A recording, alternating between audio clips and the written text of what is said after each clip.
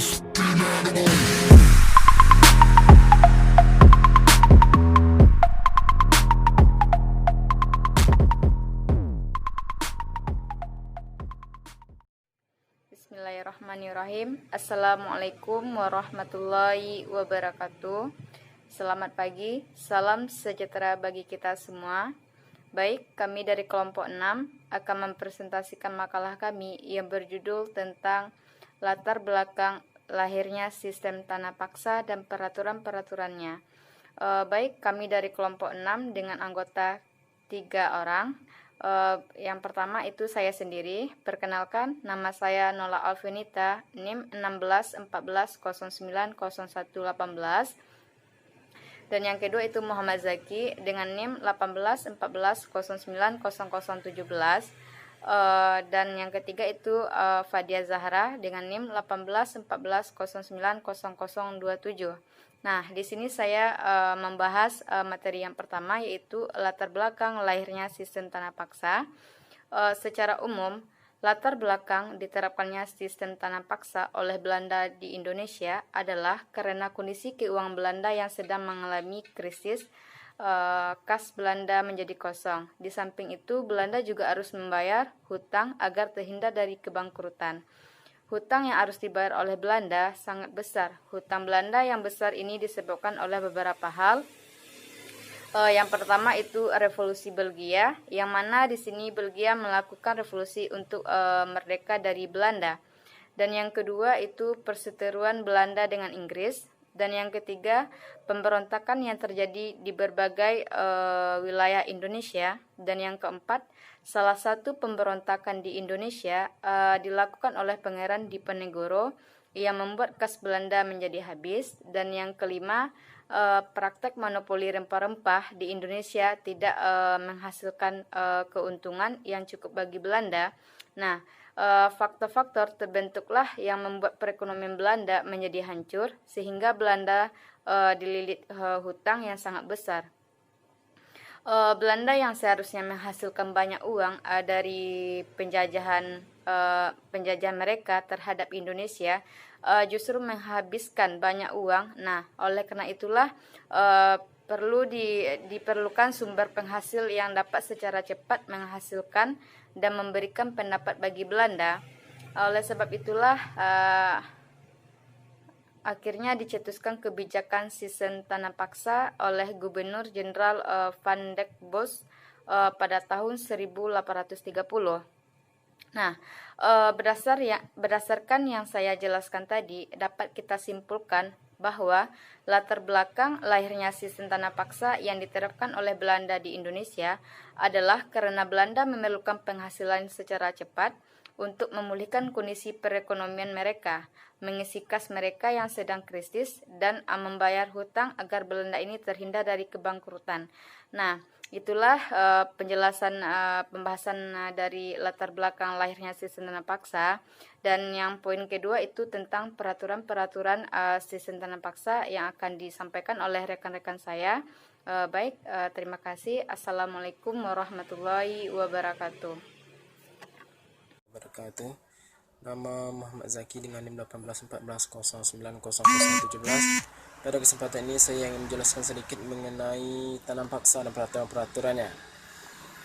Adapun tanah paksa yang ditetapkan atau yang dijalankan mempunyai beberapa aturan. Setidaknya mempunyai 7 aturan. Dalam menjalankan kebijakan tanah paksa di Indonesia, terdapat beberapa aturan dasar yang mengatur kebijakan-kebijakan ini. Seperti yang pertama, kebijakan yang dilakukan yaitu persetujuan akan disediakan dengan penduduk agar masyarakat menyediakan sebagai tanah dan sebagai lahannya untuk menanam tanaman ekspor yang dapat dipasarkan di pasar Eropa. Selanjutnya, yang kedua adalah tanah pertanian disediakan penduduk tidak boleh melebihi kapasitas dari tanah pertanian yang dimiliki penduduk desa. Dan yang ketiga, pekerjaan yang dipekerjakan merupakan atau pekerja yang diperlukan untuk menanam tanah paksa tidak boleh melebihi pekerjaan dari petani atau penanam padi.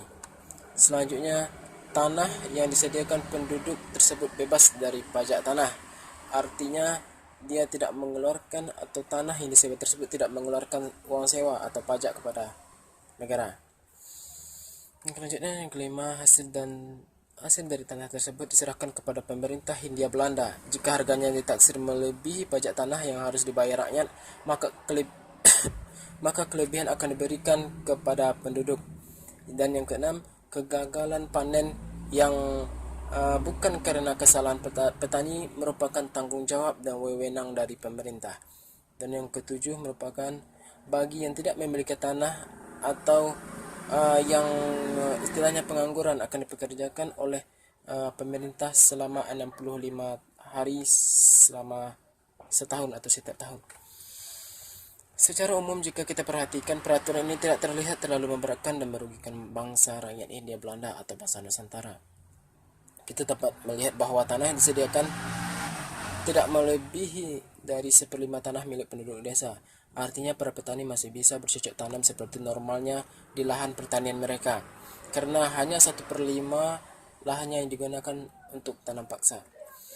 Selain itu, kegagalan panen yang akan ditanggung oleh pemerintah sehingga mengurangi beban petani. Penduduk yang tidak memiliki tanah juga akan dipekerjakan dalam perkebunan Belanda, sehingga membuka lapangan kerja bagi penduduk. Belanda memberikan tugas kepada kepala-kepala daerah untuk mengawasi kelancaran pelaksanaan sistem tanam paksa. Untuk menarik minat kepala-kepala daerah itu, Belanda memberikan iming-iming hadiah untuk kepala daerah dan menyerahkan lebih banyak hasil tanamannya. Kepala daerah yang tergiur kemudian berlomba-lomba agar daerahnya memberikan hasil yang banyak. Untuk itu, para kepala desa memerintahkan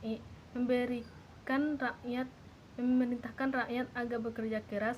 Akibatnya rakyat semakin menderita. Jika ada tanaman yang rusak, rakyat dibebankan untuk menggantikannya. Dengan demikian, rakyat tidak mempunyai tenaga dan waktu lagi untuk mengelola tanahnya sendiri, karena tersirat oleh kerja paksa itu. Akibatnya kehidupan semakin melarat karena tanaman hasil jerih payah harus diserahkan kepada Belanda. Jadi, di sini dapat kita simpulkan bahwa peraturan-peraturan yang terdapat dalam sistem tanam paksa itu tidaklah sama dengan penerapannya. Karena kalau kita amati dengan seksama, peraturan-peraturan yang terdapat dalam sistem tanam paksa tersebut tidaklah terlalu memberatkan rakyat pribumi. Akan tetapi, penerapannya justru tanah paksa ini telah membuat rakyat pribumi sangat menderita dan sengsara. Hal ini diakibatkan oleh ketidaksesuaian antara peraturan dan penerapannya dalam sistem tanam paksa yang dilakukan oleh Belanda. Hasil bumi dan tenaga pribumi demi kepentingan negara mereka, sementara rakyat pribumi dipaksa bekerja keras mengelola tanah mereka, dan hasilnya nanti harus diserahkan kepada Belanda dengan pasrah dan sukarela.